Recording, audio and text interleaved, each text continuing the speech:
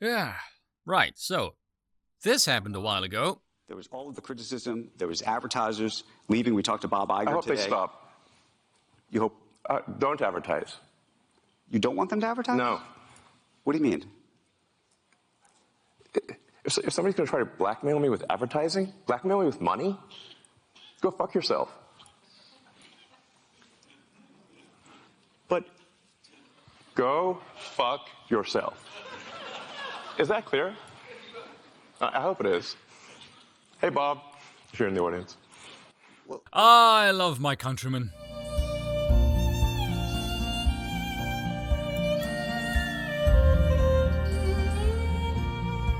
You know, one of the joys of the world's wealthiest man being a South African, and myself being one as well, is people often address me to him as if we're somehow related by bloodline or a tie of some kind. Someone asked me in a previous video on Rumble, is it a Boer thing or is it just you and Musk that just get to the bloody point? Yeah, that's a South African trait. I think it's a trait from the Dutch, actually, that just got further amped in South Africa, for obvious reasons.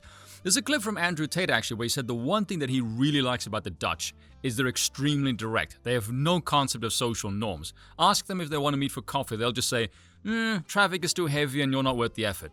They're not being rude, they just mean what they say. And telling everyone who's trying to tank your company, go fuck yourselves, is that clear? Yeah, that's about as direct as you can get. Very sledgehammer, very South African.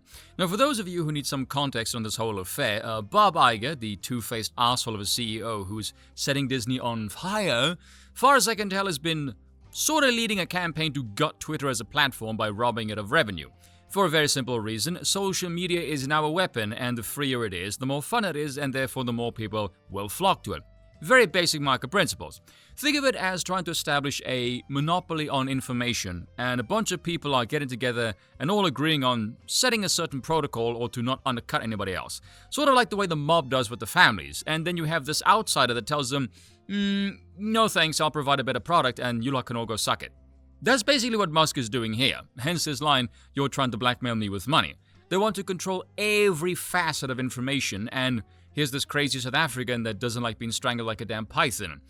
There may be the one line that went viral on his own platform, which is rather amusing, but personally, I like this line better. I'm saying what I care about is the reality of goodness, not the perception of it.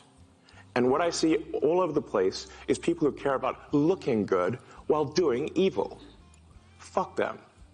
That young man fills me with hope, and some other emotions that are weird and deeply confusing. There might be a little gay on my part, but it sure as hell is funny, and no cringe detected. So piss off, you virtue-signaling wankers, and put your money where your mouth is. Musk certainly is, and props to him for doing so. Whereas Disney, no, they're putting their investors' money where their asses are, and then telling them, we intend to shit on this and then set it on fire. And by the way, props to Lena Yacarano, who stood by Musk's comment during all of this. We may not like or trust her exactly, but it's commendable on her part to stick her neck out for Elon.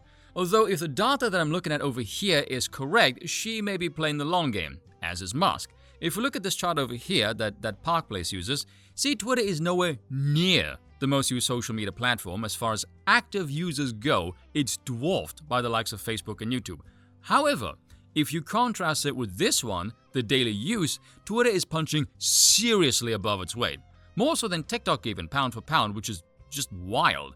And that's Musk's influence, don't make any mistake. Bear in mind though, the one shot is global and the other one is America. But Twitter is still kicking ass either way. I mean, which social media platform is most engaging? Which one do world leaders set their foreign policy on? Which one pisses off the activists most? Twitter. I mean, come on, there's a lot of people who are on Twitter or back on Twitter only after Musk bought it, myself included. Hell, the fact that he removed phone verification and just went by email alone makes the platform far more accessible. Well done on that part. And also, you can say some spicy things on there now. Hell, some of the stuff I've said in the last few days, I know Twitter 1.0 would have kicked me off before I even hit the damn enter button, for heaven's sakes. And yes, that is me telling you to go on Twitter and follow the fun.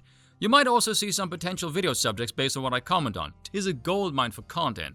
But given all of the above, not to mention the bottomless pit that is Elon's wallet, he does have the capacity to keep the middle finger strong for quite a while. Not to mention, I suspect he knows the public favors him because his opposition is hemorrhaging money and public support.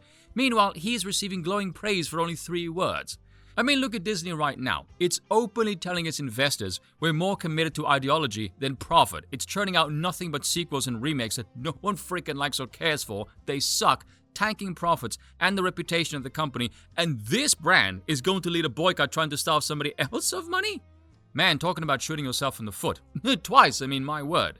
Considering Disney Plus is now losing thousands of subscribers after Musk revealed their nefarious intentions with regards to Twitter, I would say fortune favors the ballsy and brave and not the simple and stupid. Break a leg, Disney. You've already filled both feet with lead anyway. Cheers for watching, and once again, I apologize for nothing.